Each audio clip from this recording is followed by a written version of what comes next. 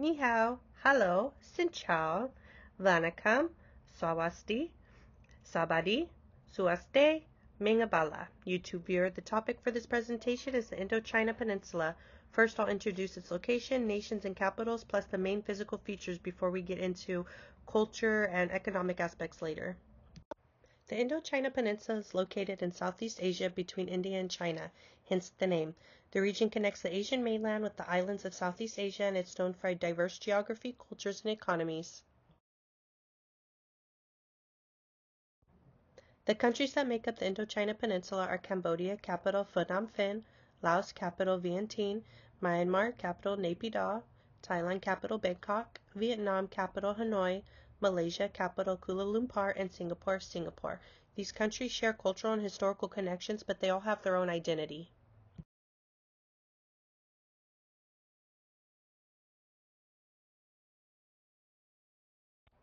In Myanmar, the main physical features include the Shan Plateau, the Central Lowlands, and the Irrawaddy River.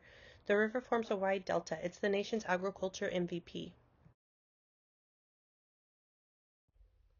Thailand's geography includes the Korat Plateau, the Phetchabun Mountains, and the Chao Phraya River. It flows through Bangkok, and it's the mastermind behind farming and transportation in the region.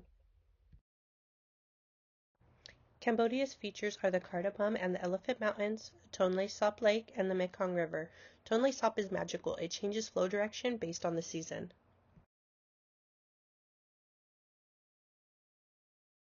Vietnam's key features are the Red River Delta in the north, the Annamite Range along its western border, and the Mekong Delta in the south. It is one of the world's most fertile farming regions. A fun fact, the famous Golden Bridge and the world's largest cave are located on the coast here. The cave even has its own clouds and atmosphere.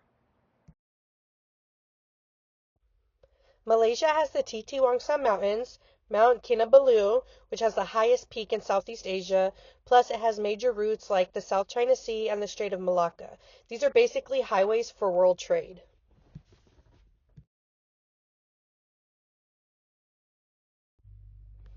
Laos might not have an ocean, but it's packed with mountains. For example, the Annamite Range. The Mekong River also runs through it and keeps most of the country's trade and people connected.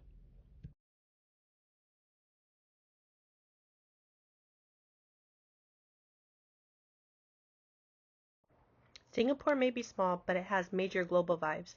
Bukit Timah Hill, the Singapore Strait, the Johor Strait, and the Singapore River all pass. Hot, humid, and full of life, the Indochina Peninsula has that tropical monsoon climate, with rainy months from May to October and a dry stretch from November to April. Cooler temperatures in the highlands, but the coast, typhoons and floods galore. It's no wonder rice farming dominates this region. While in Laos, it has plenty of major resources it has to offer. Laos is made up of 58% of forest area, meaning more likely to provide the water resources in the area. It also helps create natural resources that are sustainable and reusable, which is great for rural areas and helps shape cultural livelihoods. While in Vietnam, it is known for production of land resources such as coal, natural gas, and oil. Vietnam also relies and runs on fossil fuel about 80% as part of its energy resources. They have been doing this process for about over 30 years. The Indochina Peninsula has over 250 million people in total. People are mostly concentrated near major rivers like the Mekong, Irrawaddy, and Red River. This is because these areas provide water, fertile land, and easier travel. The region is very diverse, with over 200 ethnic groups and hundreds of languages spoken, which adds a lot of variety to communities and lifestyles. Many countries still have young populations. This means that there are a lot of children and young adults, but some places like Thailand and Vietnam are starting to age. This will end up changing their workforces over time. Across the peninsula, urban areas are growing very quickly, as people move from villages to cities for jobs and education, while rural areas remain home to farming communities. Geography plays a big role where people live, how densely populated areas are, and how populations are changing over time.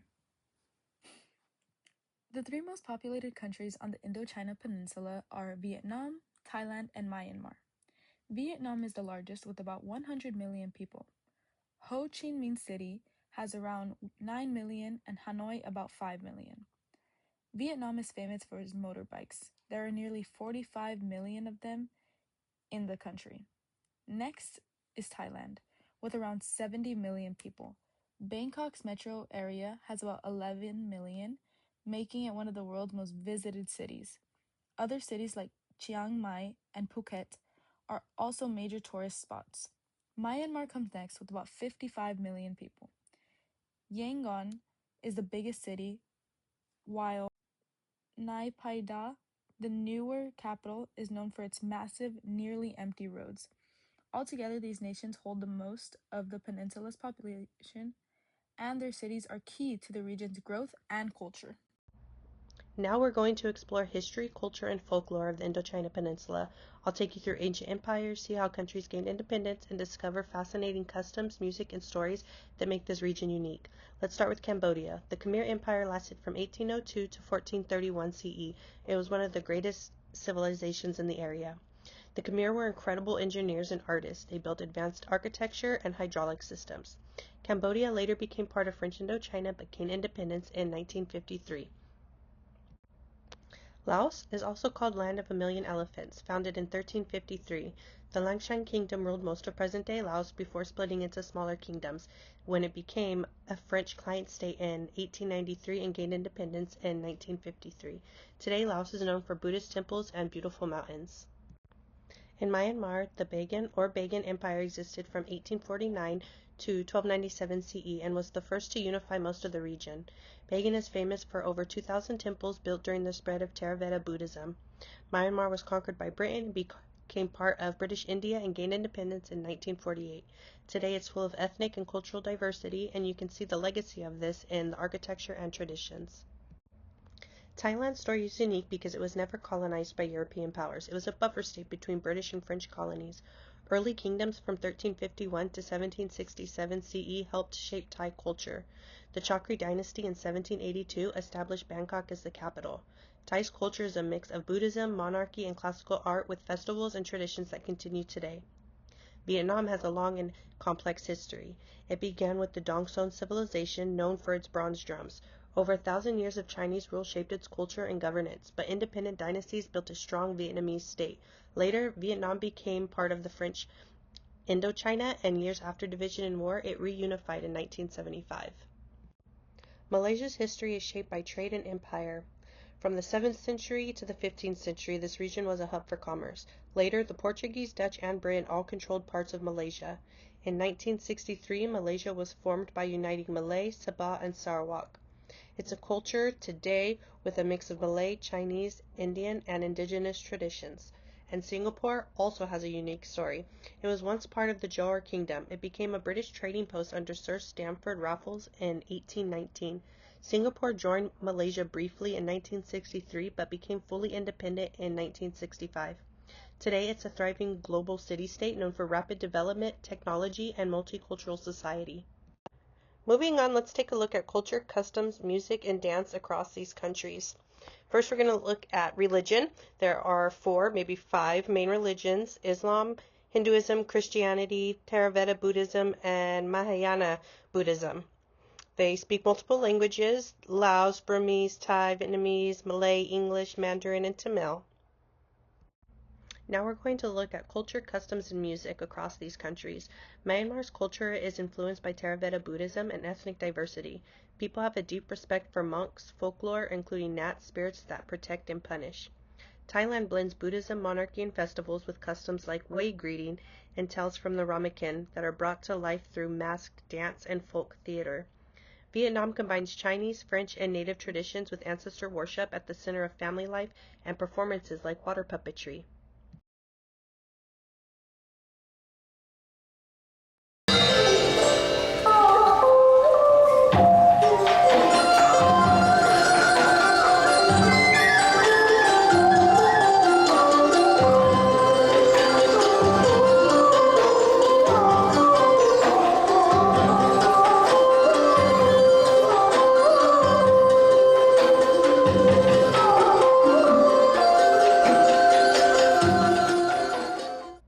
Finally, my favorite piece of folklore appears across the entire Indochina Peninsula, the Kresu. This ghost story is told differently in Cambodia, Laos, Thailand, Vietnam, and Malaysia. I'm going to show you artistic interpretations from each nation. Notice how each culture adds its own unique style. Some are spooky, some are whimsical, but nonetheless, they all show how folklore inspires art across the region. Political structure in Cambodia. Cambodia's government freedom was a 56.5% of economic freedom. Being at that percentage meant they are in fact not a very low risk of overall country outlooks of freedoms and restrictions. They're rather in a risk area but also kind of close to being in the category of very high risk country. Being at the position meant they were being monitored but also sort of had their rights in a sense barely hanging on by a thread. In Laos, the political structure, they're in fact higher risk compared to Cambodia. Their percentage on the global edge was 50%, meaning they had more higher chances of constant rights being more stripped away and restricted on certain things that they could do and see.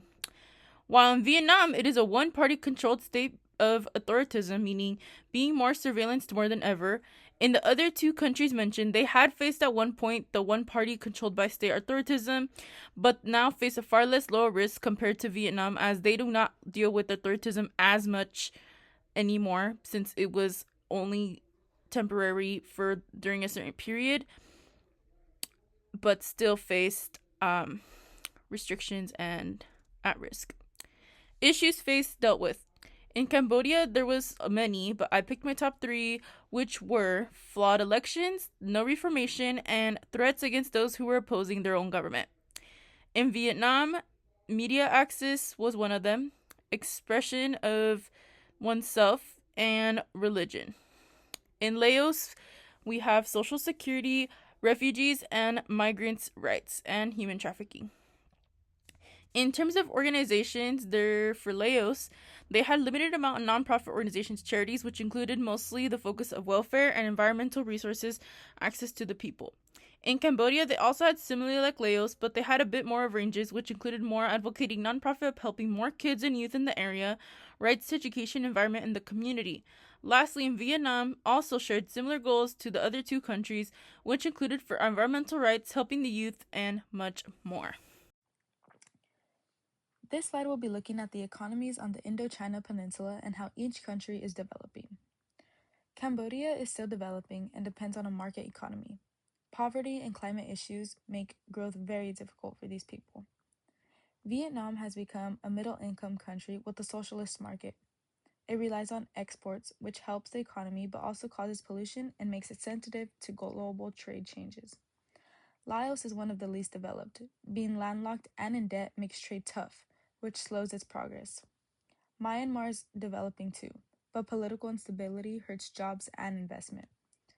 Thailand is upper middle income, but faces inequality and an aging population that affects its workforce. And Malaysia has a stronger, more diverse economy, but still struggles with inequality and sustainability. Overall, each country is growing, but their challenges shape how stable their economies and people's daily lives can be. Now moving on to the social form and social issues of the 3 countries in Southeast Asia, starting off with the social form. In Cambodia, no one is considered equal in terms of standing on the pyramid ranking of the different generations of reputation. For example, the rich, poor, middle class, age, and further on. People can go up or down in the rankings anytime, since it is not a label that they are for the rest of their lives to be defined by. There is a specific relationship known as patron-client, which is the uneven, unfair exchanges of material or product between the wealthy and powerful and the poorer rankings. In this relationship, the patron is the one who suggests the offer at hand to the others, and the clients decide whether to accept or not. If they accept the conditions, they in return offer their goods and services over a period of time that is stated in their contract. In Laos, the social form in terms of government is similar to the concept of United States holiday, except things are quite different. For example, if there was a designated a holiday for a specific group of people, those people would have to ask for permission to have the day off. In Vietnam, originally started out in 1930 as a communist party, which meant a group that advocated for communism even if violent actions were necessary. Because of this political formation in Vietnam, it eventually led to later they were able to advocate for people, to advocate for their community and their rights. The term is called Socialist Republic. Socialist Republic was the label for the now party of people in the community, where they now were the ones advocating for the people by also runs rather than the government figure. Moving on to the social issues. In Cambodia, people in Cambodia faced many of their rights being threatened to either be taken away or removed from them. This was due to the mass evictions they had witnessed before, that now they were just already in a constant state of fear, which they would have place or not, which included their financial choices, their social life, and their living as human being rights. On top of that, freedom of expression and speaking up was under attack to the point where who would oppose would get arrested, which took place in around 2004. In Laos, while the people in Cambodia though did not face the fear of while people in Cambodia though they did not face the fear where they had a home, they faced other issues outside of their house in Laos, which was the freedom of expressing themselves or speaking out their beliefs and higher chances of human trafficking. And in Vietnam, in terms of human rights, they also faced issues as well, which included being tortured and not treated right, journalists under fire attack, expressing oneself, constantly being monitored media, and indigenous people's rights. And what these three share in common is that they all were all facing constantly fear of constant not being able to be who they are, to express themselves, what they believe in, being monitored 24/7, and having to live in like a surveillance type of scenery.